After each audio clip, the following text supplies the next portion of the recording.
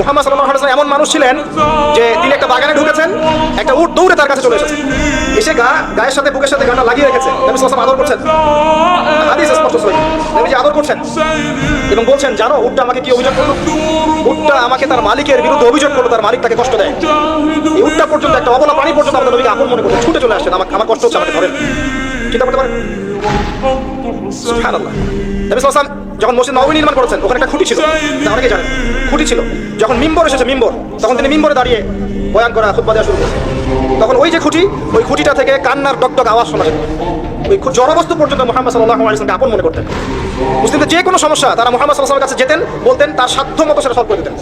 একবার নামাজে দাঁড়িয়েছেন মুহাম্মদ সাল্লাল্লাহু আলাইহি ওয়াসাল্লাম, ইকামত হয়েছে, ইকামত হওয়ার পরেও তিনি বাসায় চলে গেছেন। সাহাবীরা জিজ্ঞাসা করলেন, ব্যাপারটা কি? নবীজি বললেন, আমার কাছে কয়েকটা দিনার ছিল, ওগুলো দান সাদাকা করে দিয়ে তারপর এসেছে। কি বুঝছেন? কিছু মানুষ এসেছে, জীর্ণ শীর্ণ, খাবার নাই, কাপড় নাই, নবীজিকে বলছেন, নবীজি সাল্লাল্লাহু আলাইহি ওয়াসাল্লাম আমরা এই সমস্যায় আছি। নবীজি দেখে এত মায়া লাগলো, চোখে দরদর করে পানি পড়তে লাগলো। তিনি সাহাবীদেরকে বললেন, হে সাহাবীরা, তোমাদের মাঝে কি দান ছিল নেই? নিয়ে আসো, তোমাদের কাছে যা আছে নিয়ে আসো। সবাই কিছু কিছু করে আনা শুরু করলো। আস্তে আস্তে আস্তে আস্তে স্তূপ হয়ে গেল সম্পদ। এটা দেখে নবী সাল্লাল্লাহু আলাইহি ওয়াসাল্লাম হেসে ফেললেন। এটাই তো সেই হাদিস, যে কেউ ভালো বেদা চালু করলে এটা হাসানা পাবে, এটাই সেই হাদিসটা। তো নবী সাল্লাল্লাহু আলাইহি ওয়াসাল্লামকে সাহাবীরা আপন মনে করেছেন। এখন কাকে আপন মনে করবেন আপনি? আমাকে?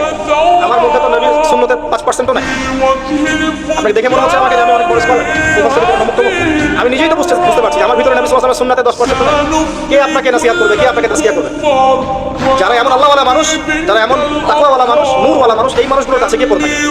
এই মানুষগুলোর কাছে গিয়ে সহবতে গিয়ে পড়ে থাকে, খুঁজে নেন এই মানুষগুলো কোথায় আছে, খুঁজে নেন। আমি জানি না কোথায় আছে, আমি নিজেও খুঁজছি, আর আমাদের খোঁজার দৃষ্টিভঙ্গিটা খুব সূক্ষ্ম। ওই যে ইমাম বুখারী দেখেছিলেন না, ওই যে ঘোড়াকে খাওয়াচ্ছেন প্রতারণা করে, হাদিস নিলেন না তার কাছ থেকে, আছে না? জানেন না আপনারা?